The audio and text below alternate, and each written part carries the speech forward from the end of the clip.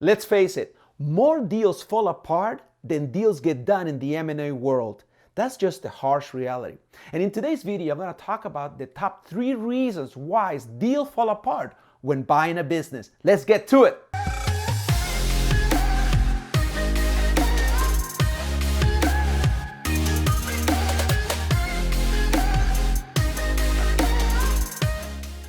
Everybody, welcome to my channel. I am your host, Leo Landaverde, business broker and commercial lender, helping you buy or sell a profitable business. If you are a small business owner looking to increase your wealth by purchasing a profitable business, or you're a W-2 employee looking to leave the rat race by becoming the CEO of your own company by purchasing a business, then you're in the right place. Please subscribe to my channel. Don't forget to hit the bell. You'll be notified every Thursday when a new video comes out. Number 1, issues with the seller.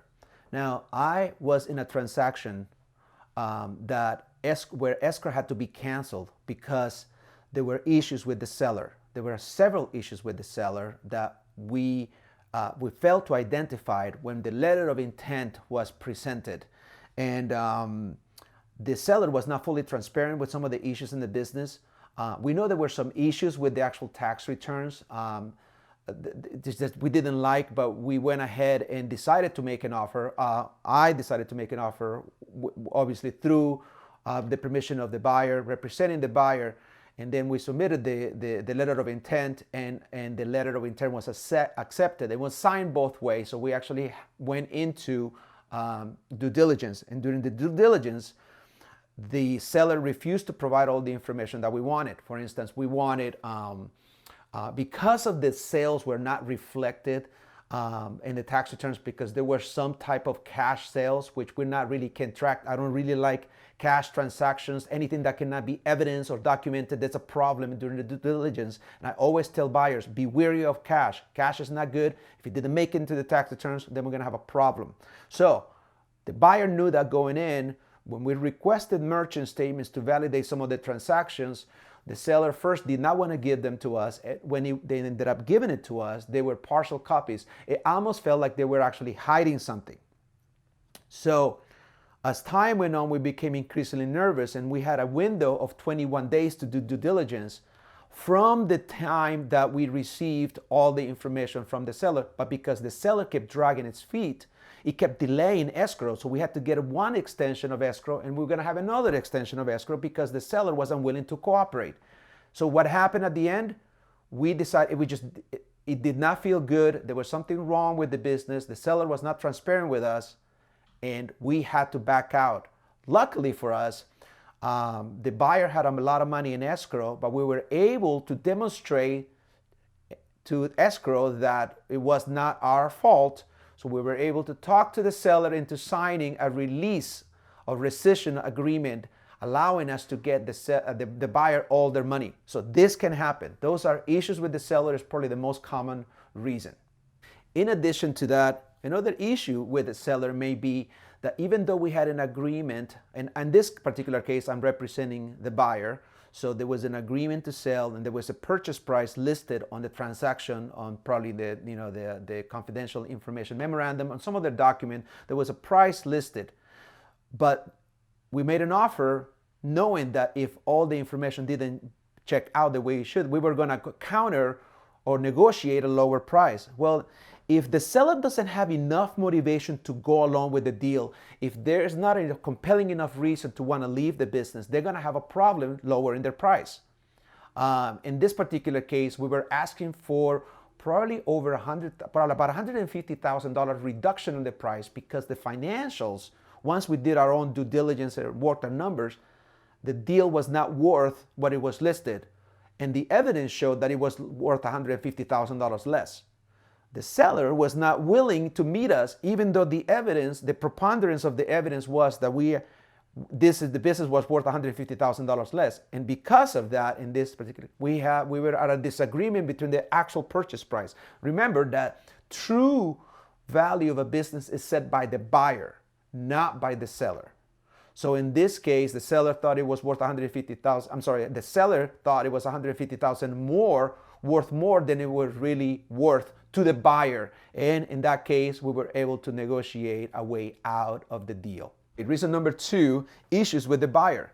Now, just like we have issues with the seller, there's a myriad of issues with the buyer that can lead to the deal falling apart. For instance, one of them is going to be the buyer not able to get the deal qualified by an SBA lender. Now, I usually, if I'm representing the buyer, I tell buyers to look for deals that have been already pre-approved by an SBA lender, because the truth is that the deal itself can be pre-qualified, the business itself can be pre-qualified on the basis of cash flow for an SBA loan, but the deal was going to need the buyer to complement. So you have the cash flow coming from the business itself, and you got the credit worthiness and collateral coming from the buyer. The business may be sound, may be good, but the buyer may have problems with net worth. Not enough net worth to cover the collateral. Maybe a renter. They may not have enough, a home. The deal may be too big for them. Even though they qualify for $1 million loan, $1 million purchase price, they may not have enough collateral to collateralize the deal, because the money is not going to be in the business itself. So the buyers could have issues with credit. They could have issues with net worth. They could have issues with the down payment. There's a myriad of reasons why I usually don't like to work with buyers unless they actually have the money ready to go. They have the management experience, the evidence by the resume, they have the credit score. So let's go to the credit score. This credit score situation, you may start by, with, it's like when you're buying a house. You really need to watch your credit carefully and not have unnecessary inquiries on your record. So you may even thought that your FICO was 720, and you begin this process, and we really don't like to pull anybody's credit. As a broker, we don't need to really pull somebody's credit report. We want you to get a soft inquiry in your credit by pulling it yourself, but sometimes the lenders will pull it on their own. And I've seen it when you started at 720, by the time that the lender gets to pull your credit, it's dropped like 30, 40 points. That is on the buyer. That's a problem. So we got issues with credit, issues with down payment, issues with net worth. Or another thing I see is issues with the management experience. In other videos I have talked about, this is actually one video that I want you to watch, which is like the perfect trifecta of when a business, if you haven't watched the video, the link will be either here or here. I want you to watch it, because there is the perfect case scenario in which you have perfect cash flow in business with the perfect buyer and the perfect collateral. So any of those could be an issue for the buyer, which may lead to the buyer not able to qualify. Do you need help buying a business? I would love to help you. All you need to do is reach out to me. Let's connect. You can either drop me a comment below or email me. My email address is in the description section of this video. Let's connect and let me help you buy a profitable business. Also, we may have issues with unrealistic price expectations. Here you are trying to be very shrewd, and we know that if the seller is being represented by a very good broker who did their work and priced the business right, say 3.5 times cash flow, and we know that that is what the comparable sales tells us. I can double check that, and we both brokers agree. But then the buyer wants to push even farther and get 3 times seller discretionary earnings, or SDE, 3 times cash flow, and they just, you know what? It won't be a deal, because if the price is fair and the buyer wants to finagle and wants to get farther discounts, it may actually end up hurting the buyer. So buyers, you can only push the loan. For both parties to win on any deal, they both must lose something and win something. But if it looks like if the seller look like he's just doesn't have the tolerance or feel disrespected by your very low ball offer, you may not be able to buy anything. So you got to be really careful. Pay what the business is worth. No more, no less. But if the business is worth 3.5 times seller discretionary earnings, then pay that. And really, the only thing you should be worried about is you're actually buying a business on the past, not on the future. So the tax returns will evidence the cash flow, and if the SBA lender says that there is enough cash flow to cover the debt service coverage ratio by at least 1.25, so be it, you pay 3.5 times, even 4. You have to understand that if there is enough cash flow on the deal, you're going to be able to adequately cover the debt service, and the goal is not to buy and keep the business as it is, but you want to grow it for the next 3 to 5 years so you can eventually resell it at a much higher valuation. Number 3, and that is third-party interference. Now, this could come in different ways. Say that the buyer is able to comply with everything, they have everything that the lender needs, it makes the seller feel comfortable. They have the management experience, net worth, credit, down payment, collateral, everything, you name it. The seller has a very good business with very good records, makes due diligence a breeze. The seller wants to sell to the buyer wants to buy from the seller. We're all good, we're in escrow. Here comes the problem. You may have third parties that have nothing to do with the deal other than they are part of the whole flow of the deal in escrow. For instance, we got landlords unwilling to transfer a lease for whatever reason, or make it very difficult. Say they're just externally difficult to deal with. They say, you know what, I know we were month to month with the seller, but I have a new buyer. I want no less than a 5-year lease with a 5-year option, or I want a 10-year lease, depending on the type of business you're in. And they're just inflexible and willing to work. That alone can kill the deal. If the landlord is not willing to transfer the lease from the seller to the buyer, and this is the kind of business that you actually need to have office space, then the deal may be dead. So I always, if I am representing the seller, I want to make sure that if the real estate is not already owned by the seller, I want to make sure that there's not going to be any issues with the landlord should we move forward and sell the business. So the same is true when you're the buyer. You want to make sure that it's an issue that is not going to be a problem. Okay, so landlord unwilling to transfer is one. Number two, a regulatory agency when there is a transfer of license. Now,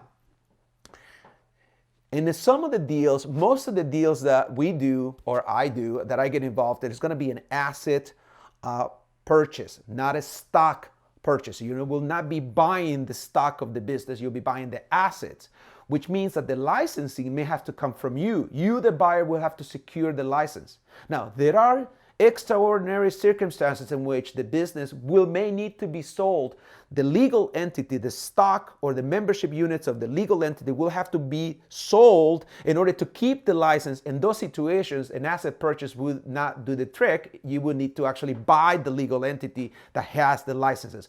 But more often than not, the license doesn't follow the entity, follows the person. Say you are a person who actually owns a specific license. If you're not able to secure a license, if you didn't already have them when you were buying the business, we're talking about businesses in the trades, maybe plumbing, construction, electrical, engineering, and similar businesses that they actually need a state regulatory license, and the third party, the government agency, is for whatever reason doesn't give you the license and time, it may actually end up killing the deal.